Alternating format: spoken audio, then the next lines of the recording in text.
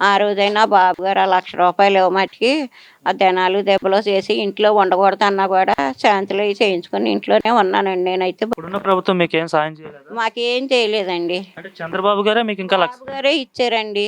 సుజాత గారు ఇచ్చారండి 10,000.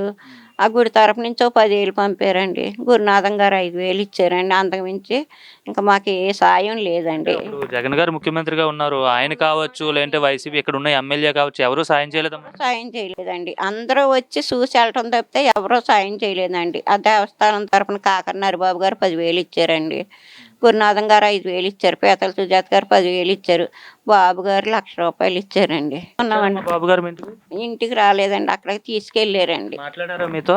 మాట్లాడారండి. ఏం మాట్లాడారమ్మా? మాట్లాడారు. ఇగ ప్రభుత్వం తరపు నుంచి మీకు జరిగిన నష్టానికి న్యాయం చేస్తామమ్మా. మీరేం బాధపడొద్దు. నేనున్నాను మీకు. ఎప్పుడు మిమ్మల్ని కాపాడుకుంటాం. ఆళ్ళతో ఎంతో కొంత సాయం చేపిస్తాం. రూ. 1,00,000 ఇచ్చారు. మీకేదో న్యాయం చేపిస్తాం. ఆళ్ళు చెయ్యకపోతే మేము చేస్తామని కూడా అన్నారు. ఆళ్ళతో చేపిస్తాం అన్నారు. ఆళ్ళు గాని చేయలేదండి. ఆళ్ళు వచ్చి చూసి వెళ్ళటం తప్పితే ఆళ్ళు అసలు ఏ సాయం చేయలేదండి.